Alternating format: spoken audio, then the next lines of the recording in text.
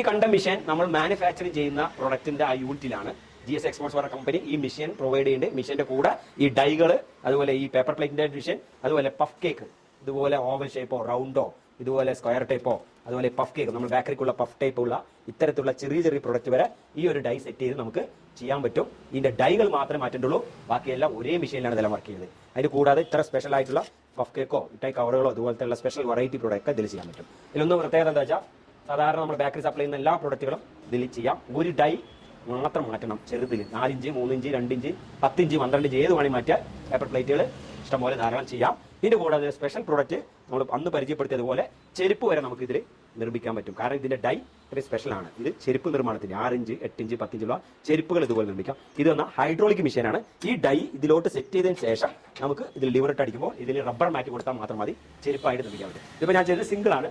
ഇത് തന്നെ ഡബിൾ ആയിട്ട് ഇതുപോലെ ഡൈകൾ വരാം.